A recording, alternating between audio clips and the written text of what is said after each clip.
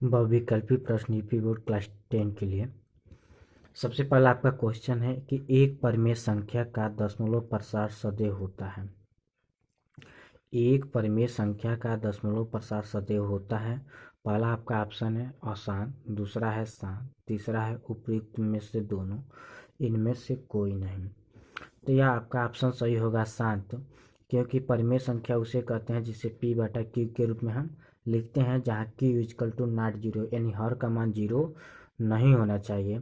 तो अंश में यदि हर से हम भाग देते हैं तो वह पूर्ण रूप से क्या होता है, कट जाता है, इसलिए इसका मान क्या होगा, शांत होगा। दूसरा आपका प्रश्न है कि एक शून्येतर परिमेय संख्या और एक अपरिमेय संख्या का गुणनफल होता है। सदैव अपरिमेय संख्या, सदैव परिमेय संख्या, परिमेय या अपरिमेय या एक, इनमें से कौन सा होता है? तो सदैव अपरिमेय संख्या ही होता है। एक शून्येतर परिमेय संख्या और एक अपरिमेय संख्या का जब गुणनफल हम करेंगे तो सदैव अपरिमेय संख्या ही हमें प्राप्त होगी। दूसरा आपका क्वेश्चन है कि तीसरा कि रेखा x इक्वल टू 0 और 2x प्लस 3 इक्वल टू 12 का प्रतिच्छेद बिंदु है। यह आप लोग का ऑप्शन दिया है, तो सबसे पहले हमें ऑप्शन दिया है तो इस क्वेश्चन को हम सॉल्व करेंगे। जैसे यह जो समीकरण दिया है 2x plus 3y equal to 12, x के स्थान पर हम क्या रखेंगे, 0। देखिए यहाँ पर आपको सॉल्व किया गया है 2x plus 3y equal to 12, इसमें हम यक्स के स्थान पर 0 रख देंगे तो 3y इक्वल टू 12 हो जाएगा। जब इसको पक्षांतर करेंगे, जब इसे डिवाइड, यहाँ गुणांक में है 3, क्या है गुणांक में, इधर आएगा तो क्या हो जाएगा भागा में, तो y इक्वल टू क्या मिल जाएगा 4/3, निकट जाएगा तो 3 चौके 12, आपका क्या मिल गया 4, यानी y बराबर कितना मिल गया 4। अब यह आपका ऑप्शन दिया है पहला 0 4,0, दूसरा है 0,4, तीसरा है 0,-4 और चौथा क्या है -4,0। आप लोग जानते हैं कि x का मान पहले दे दिया है, x बराबर 0, यानी x का मान क्या होना चाहिए 0। सबसे पहले हम यह सेकेंड और थर्ड में देखेंगे कि यही मान होगा। तो x का मान हमें 0 मिल गया और y का मान हम अभी निकाल लिए हैं कितना 4। इसका ऑप्शन कौन सा सही होगा, सेकेंड वाला। अब अगला प्रश्न है आपका कि वह संख्या, बड़ी संख्या जिसमें 70 और 125 को विभाजित करने पर क्रमशः शेषफल 5 और 8 प्राप्त होता है। तो हम लोग यूक्लिड विभाजन विधि से पढ़े हैं, उसी के तरह से हम इसको क्या करेंगे, सॉल्व करेंगे। सबसे पहले हम जो चीज़ें आपको दिया गया है उनमें सबसे पहले हम 70 में से 5 को घटा देंगे तो हमें 65 प्राप्त हो जाएगा, और 125 में से 8 घटा देंगे तो हमें कितना प्राप्त हो जाएगा 117। और एचसीएफ हम यूक्लिड विभाजन विधि के हम तहत क्या करेंगे, इसको सॉल्व करेंगे। तो हम क्या किए हैं, हम जानते हैं कि बड़ी संख्या में छोटी संख्या से यूक्लिड विभाजन विधि में भाग देते हैं, तो हम 65 से भाग देना स्टार्ट कर दिए 117 में, तो एक बार में गया 117 में भागा 65, इसमें घटा देंगे तो हमें 52 मिल जाएगा। पुनः अब इस 52 से हम इस 65 में भाग देंगे, तो 65 में भाग देंगे तो कितने बार में कटेगा, एक बार में, तो 52 माइनस घटा देंगे कितना बच गया 13। यह हम तब तक प्रक्रिया करेंगे जब तक हमें पूर्ण रूप से कट न जाए। 13 चौक की 52 यहाँ पर हमारी पूर्ण तरह से क्या होगी, कट गई, यानी 13 वह ऐसी संख्या होगी जिसमें से हम 13 वह सबसे बड़ी संख्या जिसमें 70 और 125 को विभाजित करने पर क्रमशः शेषफल 5 और 8 प्राप्त होता है। तो वह 13 ऐसी संख्या है जिससे आप शेष भाग देने के बाद 70 और 125 में शेषफल 5 और 8 प्राप्त होंगे। अगला प्रश्न आपका है पांचवा कि समीकरण 2x plus ay equal to 1 तथा 3x minus 5y equal to 7 का कोई भी हल नहीं होगा यदि a का मान होगा, यानी इनमें से दिए गए पदों में से यदि कोई a का मान होगा तो यह इनका हल नहीं होगा। तो इनको हम सबसे पहले सरल करेंगे। सरल करने का तरीका यह है कि जैसे आप लोग देख रहे हैं 2x plus a y equal to 1 first समीकरण है, दूसरा समीकरण आपका 3x minus 5y equal to 7। यह हमें इस समीकरण के जैसा बनना चाहिए, a1x plus b1y plus c1 is equal to z, a2x plus b2y plus c2 is equal to 0। इन दोनों को अनुपात हम लेंगे a1 बटा a2 बराबर b1 upon b2 is equal to not c1 is equal to c1 upon c2। मतलब कहने का यह a1 अपान a2 बराबर होगा b1 अपान b2 का, लेकिन b1 अपान b2 बराबर नहीं होगा किसके, c1 अपान c2 का। आइए हम इस संख्या को लेकर यहाँ करते हैं। ये आपका है 2/3 या 2/3 इनको ले लिए और a/-5 को ले लिए, और आपको साइड वाले संख्या में जो मान है इसको हम ले लेते हैं। तो क्या है 1/7, क्या है 1/7। यदि हम इसको सॉल्व करते हैं इन दोनों पदों को लेकर, तो हम देखेंगे कि नित्य गुणा करते हैं तो 5 दूना कितना हो गया -10 और 3 हो जाएगा। यदि ए का मान निकालेंगे तो माइनस कितना मिल गया, ए इजकल टू -10/3। यदि ए का मान -10/3 होगा तो दिए गए समीकरण का यह हल नहीं होगा। अब हम देखेंगे कि इसमें कौन सा ऑप्शन सही होगा। तो इसका ऑप्शन जो है यह थर्ड वाला ऑप्शन क्या होगा, सही होगा। थर्ड वाला ऑप्शन क्या होगा, इसका सही होगा। इसके बाद से आपका अगला प्रश्न है 6वां नंबर। द्विघात समीकरण 2x² minus 4x plus 3 equal to 0 के बारे में कितने कथनों पर विचार कीजिए। कर द्विघात समीकरण है इसका 2x² minus 4x plus 3 equal to 0 के बारे में निम्न कथनों पर विचार कीजिए। पहला आपका दिए गए समीकरण का विविक्तर शून्य से कम है।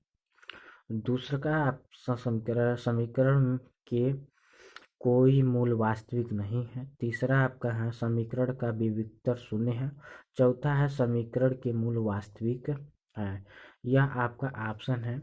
इनको हम हल करने के लिए हम विविक्तर का सूत्र जानते हैं कि d equal to b² minus 4ac बटा, विविक्तर का सूत्र होता है d equal to b² minus 4ac। b का मान कितना है -4 रखेंगे तो 4 चौका 16 हो गया, -4ac को हल करेंगे तो 16 माइनस 24 माइनस कितना हो गया 8। यानी जो विविक्तर का मान आ रहा है यह ऋणात्मक में आ रहा है, यानी वास्तविक संख्या नहीं है। तो सबसे पहले यह इसका नियम होता है कि दिए गए समीकरण का विविक्तर शून्य से कम है, तो शून्य से तो कम है ही। दूसरा है समीकरण का कोई मूल वास्तविक नहीं है, मतलब इसका जो मूल दिया गया है वास्तविक नहीं है। तीसरा से दिया गया समीकरण का विविक्तर शून्य तो नहीं आया है। समीकरण का मूल वास्तविक है, ये भी वास्तविक नहीं है। यानी हमारा पहला और दूसरा ऑप्शन सही होगा, यानी ए और बी सही है, ए और डी सही नहीं है, सी और डी सही नहीं है, और केवल ए की यदि बात करते हैं तो भी हमारा सही नहीं है। यह आपका 6 प्रश्न हो गया। 7वां प्रश्न से आपको हम बताना प्रारंभ करेंगे। 7वां आपका प्रश्न है, आपको 20 प्रश्नों को हम बताएंगे जो यूपी बोर्ड 2023 के लिए अति महत्वपूर्ण क्वेश्चन होंगे। हमारे इस यूट्यूब चैनल से आप जुड़े रहें, आपको परीक्षा के लिए हम भरपूर तैयारी कराएंगे। आपका यह प्रश्न है कि AOBC एक आयत है जिसके 3 शीर्ष A, O और B है। इसका विकर्ण है, मतलब एक आयत है जिसके 3 शीर्ष A, O, B है, तो इसका विकर्ण क्या होगा। तो इन प्रश्नों को हम सबसे पहले सॉल्व करेंगे। सॉल्व करने के बाद हम ये बता सकते हैं कि इसका विकर्ण कैसा होगा। ये इस तरह से अनजाने इसको बहुविकल्प नहीं लगा सकते हैं। तो सबसे पहले हमने एक आयत बना लिया जिसमें A, B और OC का तीनों का नाम दर्शा दिया, मतलब OBCA नाम दर्शा दिए हैं, और तीनों का मान दिया है AOB का, तो हम तीनों का मान क्या कर दिए, भर दिए। विकर्ण का सूत्र होता है, विकर्ण निकालना हमें AB बराबर, हम लोग दूरी के सूत्र के माध्यम से जानते हैं। दूरी का सूत्र होता है x2 माइनस x1 का √x2 माइनस x1 का whole square plus y2 minus y1 का होल स्क्वायर। इस सूत्र पर हम रख के इसका मान क्या करेंगे, निकालेंगे। तो इसका मान x2 का मान कितना है आपका, इसको x1 मानेंगे, इसको y1, इसको x2 मानेंगे, इसको y2। तो x2 का मान कितना, इसको मानते हैं x2, और इसको मानते हैं x1, इसको y2, और इसको मान के हम रखेंगे तो x2 का मान 0 रख दिए और y1 का मान 5 x1 का मान 5 रख दिए। उसके बाद से इसका मान y2 का मान 3 रख दिए और y1 का मान 0 रख दिए और हल करेंगे तो यह 0 है तो कट जाएगा, 5 पचे 25 और 3 तरीके 9, आपका डायरेक्ट 25 और 9 को जोड़ेंगे तो आपका होगा 34। यानी हमारा 34 यही मान होगा जो विकर्ण का क्या होगा, उत्तर होगा। यानी हमारा पहला दूसरा ऑप्शन क्या होगा, तीसरा ऑप्शन √34 क्या हो जाएगा, सही हो जाएगा। उसके बाद से यदि समीकरण x² प्लस के एक्स माइनस 5/4 बराबर 0 का एक मूल 1/2 हो तो k का मान ज्ञात कीजिए। तो इनको हम बिना सॉल्व करे नहीं बता सकते हैं कि इसका मान कितना होगा, इसलिए हम सबसे पहले इसको सॉल्व करेंगे। समीकरण x² प्लस के एक्स माइनस 5/4 दिया, इसके बराबर 0 रखेंगे। x के स्थान पे 1/2 रखने पर हम प्राप्त पाते हैं कि 1/2 को whole square plus k into 1/2 minus 5/4। इसको हम जैसे सरल करेंगे, वर्क करेंगे तो 1/2 का होगा 1/4 प्लस इसका गुणा करेंगे तो k/2 माइनस 4/2 हो गया। अब इसको हम क्या करेंगे, k/2 को रहने देते हैं, इसको इन दोनों को, इन पदों को इधर पछानते, इधर माइनस इधर आ गया तो प्लस हो गया और ये प्लस है तो इधर आ गया तो माइनस, यानी हर बराबर हो तो अंश में से जोड़ लेते हैं। तो 5 में से ये घटा लिए, कितना हो गया 4, 4/4, यानी कट का मान कितना मिल गया 1, यानी k/2 इक्वल टू हमें प्राप्त हो गया 1। यदि को का हम गुणा करते हैं, मतलब तिरिय गुणा करते हैं तो हमें k बराबर कितना प्राप्त हो जाएगा 2। यानी कौन सा हमारा ऑप्शन सही हो जाएगा, हमारा ऑप्शन जो है पहला क्या हो जाएगा, सही हो जाएगा। दूसरा 9वां क्वेश्चन है आपका कि दो त्रिभुज समरूप होते हैं, दो त्रिभुज समरूप होते हैं। पहला आपका है यदि इनके संगत कोण बराबर, दूसरा इनकी संगत भुजा एक ही अनुपात में समानुपाती में होती है, तीसरा कह रहा है उपयुक्त दोनों इनमें से कोई नहीं। तो त्रिभुज समरूप तभी होते हैं जब इन दोनों में, मतलब इनकी संगत भुजा एक ही अनुपात में समानुपात में होती है और इनकी संगत कोण भी क्या होते हैं, बराबर। यानी यहाँ उपयुक्त दोनों जो कथन है क्या है, सही है। नहीं, हमारा ऑप्शन क्या हो जाएगा, थर्ड सही हो जाएगा। इसके बाद से आपका प्रश्न है 10 नंबर, कह रहा है यदि एक समकोण त्रिभुज ए बी सी में सी का मान 90 दिया है और ए सी का मान कितना दिया 3 सेंटीमीटर और बी सी का मान 4 सेंटीमीटर है, तो बिंदु सी से जाने वाली माध्यिका की माप क्या कीजिए, ज्ञात कीजिए। तो इन प्रश्नों को हम बिना सॉल्व किए नहीं बता सकते हैं कि इनका मान क्या कितना होगा। तो इन प्रश्नों को हम सबसे पहले क्या करेंगे, सॉल्व करेंगे और इसी के आधार पर हम बताएंगे कि इसका मान कितना होगा। यदि एक समकोण त्रिभुज ए बी सी में सी 19 डिग्री का हो, समकोण हो और ए सी का मान 3 और बी सी का 4 दिया है, तो सी से जाने वाली माध्यिका को ज्ञात की माप क्या होगी, तो इसका माप 25 सेंटीमीटर होगी। इसका हम पहले से सॉल्व कर लिए हैं, इसका माप क्या होगा 25 सेंटीमीटर है। इसके बाद आपका क्वेश्चन है कि एक समचतुर्भुज के विकर्णों की लंबाई 16 सेंटीमीटर और 12 सेंटीमीटर है, 16 और 12 सेंटीमीटर है। इस समचतुर्भुज की भुजा की लंबाई होगी, यह आपका क्वेश्चन नंबर जो है, इसकी भुजा की लंबाई कितनी होगी। एक समचतुर्भुज विकर्णों की लंबाई 16 और 12 सेंटीमीटर है, इस समचतुर्भुज की भुजा की लंबाई होगी।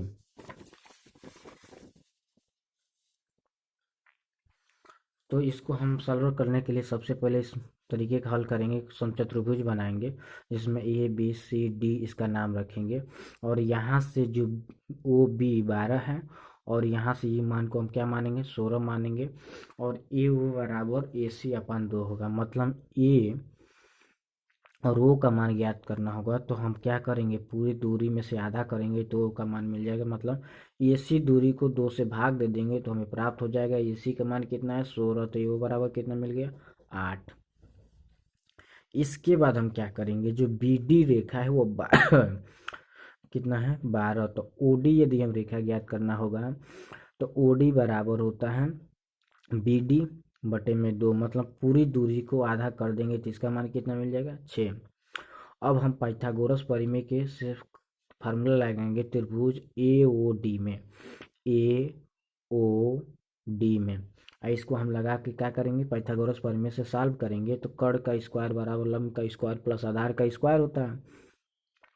आप जान रहे हैं कि ए डी स्क्वायर बराबर मतलब ए डी जो ये कर्ण है, लंब कितना है तो थीटा के जो सामने वाला लंब होता है तो इसका मान है 8 अभी निकाले हैं, और इसका आधार का मान कितना है 6, तो 8 अठाई 64, और उसके बाद से 6 के 36 दोनों को जोड़ेंगे तो 100 होगा, और इनका जो सरल करेंगे तो इनका मान फाइनल कितना आएगा 10।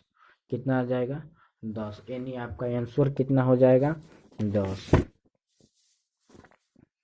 यानी ऑप्शन आपका कौन सा सही हो जाएगा, ये वाला जो ऑप्शन सेकेंड है या आपका ऑप्शन सही हो जाएगा। इसके बाद से दो समरूप त्रिभुजों की भुजाएं 4 संबंधी 9 के अनुपात में है तो इन त्रिभुजों का क्षेत्रफल का अनुपात होता है। दो समरूप त्रिभुज हैं, दो समरूप त्रिभुजों का अनुपात कि 4 संबंधी 9 है तो इन त्रिभुजों का क्षेत्रफल का अनुपात होगा। तो हम जानते हैं इस सूत्र पर हम इसको पहले से सॉल्व कर लिए हैं कि area of two similar triangle is square of ratio of their is sides. Heron formula से हम इसको हल करेंगे। ए बी सी एक त्रिभुज बना लिए छोटा, और पी क्यू आर एक त्रिभुज बना लेंगे। उसके बाद से हम जानते हैं कि पहले वाला का मान ए बी का 4 रख लिया और पी क्यू का कितना रख लिया 9, जो आपको सवाल में दिया गया है। रेशियो ऑफ एरिया बराबर ए बी का स्क्वायर अपन पी क्यू का क्या होगा स्क्वायर, यानी 4x अपन 9x का स्क्वायर। इसको हल करेंगे 4 चौके 16 और 9 81, एक्स स्क्वायर से क्या हो जाएगा कैंसिल हो जाएगा, क्या बचेगा आपका 16/81। यानी आपका जो ऑप्शन होगा वो ऑप्शन 16 संबंधी 81, यानी ऑप्शन 4 वाला आपका क्या हो जाएगा सही हो जाएगा। इसके बाद से 12 क्वेश्चन हो गया। आपका 13 नंबर क्वेश्चन है कि यदि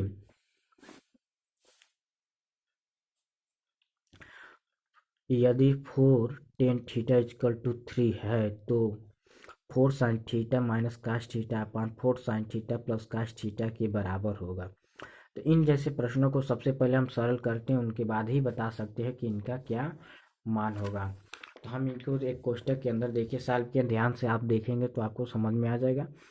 जो हमके शुरुआत में दिया है 4 tan थीटा, यह जो 4 है गुणांक में तो इधर भेजेंगे तो यह भागा में आ जाएगा, तो tan थीटा बराबर क्या मिल गया 3/4।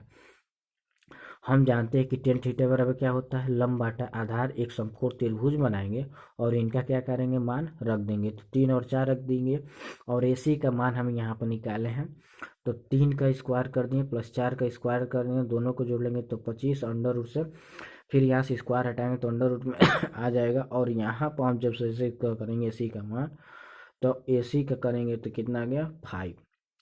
अब हम जो साइन थीटा है कास थीटा उनके स्थान पे इनके मानों को हम क्या करेंगे रखेंगे, तो 4 इंटू साइन थीटा बराबर क्या होता है लंब बटा कर्ण। साइन थीटा बराबर क्या होता है लंब बटा कर्ण, तो लंब इसमें कितना है थीटा के जस्ट सामने वाला लंब होता है 33, और कर्ण कितना हो गया 5, 3/5 रख लिए, माइनस कास थीटा मतलब आधार बटा कर्ण 4/5 रख लिए। नीचे भी सेम वही है, बस चिन्ह का अंतर है, तो उनको नीचे भी हम क्या किए हैं रख लिए हैं।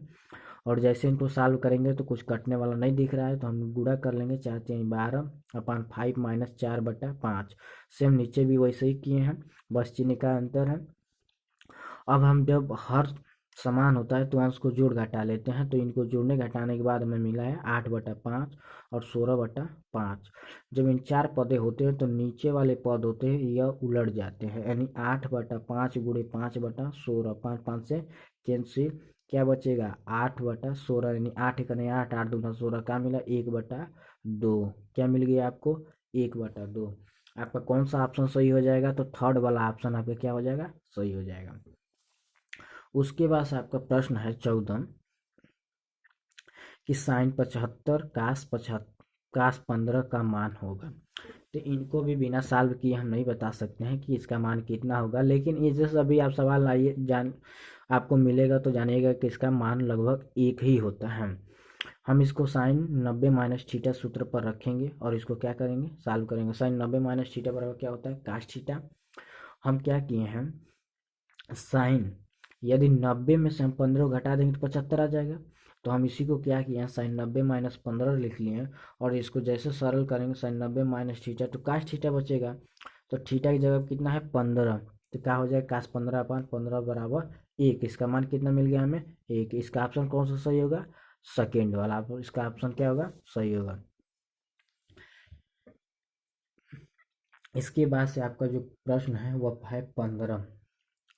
कह रहा है कि यदि एक वृत्त का परिमाप वर्ग के परिमाप के बराबर है तो उनके क्षेत्रफलों का अनुपात होगा, उनके क्षेत्रफलों का अनुपात होगा।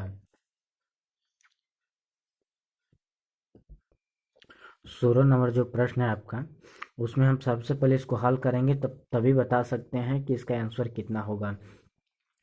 तो दो त्रिभुज लिए गए हैं और जिनकी त्रिज्या दी गई, तो उसको हम पहले वाले को R1 मान लेंगे और दूसरे वाले को क्या मान लेंगे, R2। हम यहाँ सॉल्व किए हैं दो गोले का आयतनों का अनुपात। गोलो आयतनों का अनुपात का फार्मूला होता है 4/3 पाई आर क्यूब। और दूसरे का मतलब इसको मान लेंगे फर्स्ट वाला, इसको मान लेंगे 4/3 पाई आर क्यूब U2। मतलब R1 का क्यूब है और R2 का क्यूब है, यह दोनों चीज़ सेम है। तो 4/3 से कैंसिल हो जाएगा, पाई से पाई कैंसिल हो जाएगा। आपका बच जाएगा आर आर R1 क्यूब और R2 क्यूब। क्या बच जाएगा, RT क्यूब। और R1 R2 का मान हमको दिया है कितना, सवाल में 64/27 दे दिया है। तो हम 4 चौके 16 चौके 64 का क्यूब लिख सकते हैं।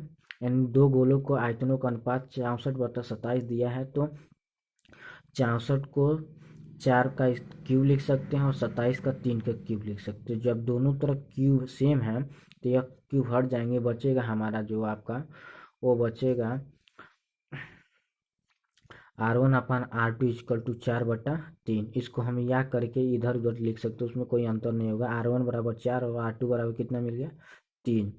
अब हम पृष्ठीय क्षेत्रफलों का अनुपात का फार्मूला लगाएंगे। तो पृष्ठीय क्षेत्रफलों का अनुपात का फार्मूला होता है 4πR1 का स्क्वायर बटे में 4πR2 का स्क्वायर। 4π से 4π कैंसिल हो गया, बचा R1 का स्क्वायर बटा R2 का स्क्वायर। आपको पता है R1 का मान 4 है और R2 का मान कितना है, 3। इन दोनों का स्क्वायर करेंगे तो 4 चौका 16, 3 तिरिके 9, यानी 16 संबंध 9 हमारा क्या होगा, ऑप्शन होगा। यानी देखते हैं कि यह 16 नंबर सवाल में कौन है जिसका 16 यानी आपका जो प्रश्न दिया गया है उसमें से जो 16 नंबर सवाल है आपका, उसमें से चौथा ऑप्शन आपका क्या है, सही है। उसके बाद से आपका प्रश्न है 17 नंबर। 1 से 10 तक की धनात्मक विषम संख्याओं का समांतर माध्य होगा। 1 से लेकर 10 तक समांतर माध्य संख्याओं का क्या पूछ रहे हैं। तो ये भी हम क्या किए हैं, पहले से सॉल्व कर लिए हैं प्रश्नों को, क्योंकि इन जैसे प्रश्नों को ज़्यादा अतिरिक्त नहीं लगाया जा सकते हैं जब तक इसको सॉल्व नहीं करेंगे। तो 1 से 10 तक की लगभग विषम संख्याएं 1, 3, 5, 7, 9 हो गई। समांतर माध्य बराबर x⁴ = 1 + 3 + 5 + 7 + 9 को जोड़ लिए हैं। हमें मिला है, जो सबको जोड़ने के बाद 25/5, इसको काट देंगे तो कितना मिल जाएगा, 5। यानी हमारा जो 17 नंबर सवाल है उसका कौन सा ऑप्शन सही हो जाएगा, 4 नंबर ऑप्शन सही हो जाएगा। उसके बाद से है आपका माध्यिका को आलेख विधि द्वारा निम्न में से किससे प्राप्त किया जाता है। पहला आपका है त्वरण, दूसरा है आयतन आयत, तीसरा है बहुभुज और इनमें से कोई नहीं। तो इसका जो ऑप्शन होगा आपका, यह होगा त्वरण विधि। कौन सा विधि, त्वरण विधि के द्वारा ही आलेख विधियों का हम क्या करते हैं, सॉल्व करते हैं। अब इसके बाद से आपका 19वां प्रश्न है, यदि कुछ प्रेक्षणों का माध्य 27 और बहुलक 45 है तब माध्यिका होगी, तब माध्यिका होगी। तो इन जैसे प्रश्नों को भी बिना सॉल्व किए आप नहीं बता सकते हैं कि इसका मान कितना होगा। तो इनको सबसे पहले सॉल्व करेंगे। इसके लिए हम यहाँ पर सॉल्व कर दिए, आप देख सकते हैं, आपको हम समझा रहे हैं। माध्य दिया है 27 और बहुलक दिया है 45। माध्य बराबर माध्य माइनस बहुलक, माध्य माइनस बहुलक बराबर 3 गुणे माध्य माइनस माध्यिका होता है। हमें क्या ज्ञात करना है? माध्यिका ज्ञात करना है। माध्यिका मान रख लिए 27, बहुलक रख लिए 45 और 3 गुणे 27 माइनस माध्यिका रख लिए। इन दोनों को मान में से जब घटाएंगे तो ये बड़ा है, -18 बचेगा और इनको गुणा करेंगे तो 81 होगा और 3 माध्यिका हो जाएगी। इस 81 को यदि पक्षांतर करते हैं तो इधर प्लस से उधर जाएगा तो क्या हो जाएगा? माइनस। तो ये आपका हो गया -18 माइनस 81 बराबर -3 इंटू माध्यिका। इसको हम लिख सकते हैं -3 इंटू माध्यिका बराबर, इनको जैसे जोड़ेंगे तो 8 1 9 और -99 हो जाएगा। अब यह जो 3 गुणांक में है इधर आएगा तो किधर हम भागा में आ जाए तो माध्यिका बराबर क्या हो जाएगा आपका? -99 अपान -3, माइनस माइनस कैंसिल हो जाएगा। इसको आप काट देंगे तो 3 3 9 3 3 9 आपका कितना मिल गया? 33। कितना मिल गया? 33। यानी 19 का आपका जो दिया गया प्रश्न है उनमें हम यह देखने का प्रयास करेंगे कि इसका ऑप्शन कौन क्या है सही है। तो वह आपका ऑप्शन क्या है? सेकेंड वाला ऑप्शन सही है। अब आपका एक अंतिम प्रश्न जो बचा है 20 नंबर, उसको आप लोग देखिए और उसके बाद से आपको हम अगले वीडियो में पुनः मिलेंगे। यह है कि यह आपका है वर्गीकृत आंकड़ों की से अधिक प्रकार और से कम प्रकार की संचयी बारंबारता वर्गों को प्रतिच्छेदित बिंदु के भुज से आंकड़ों का प्राप्त होता है। तो यह आपका ऑप्शन है माध्यक। वर्गीकृत आंकड़ों की से अधिक प्रकार और से कम प्रकार की संचयी बारंबारता वर्गों के प्रतिच्छेद बिंदु के भुज से आंकड़ों का प्राप्त होना है। माध्य, माध्यक, बहुलक और उपरोक्त में से सही। तो इसका जो ऑप्शन आपका सही है वह है माध्यक। क्या है? माध्यक। वीडियो देखने के लिए आप लोगों को बहुत बहुत धन्यवाद।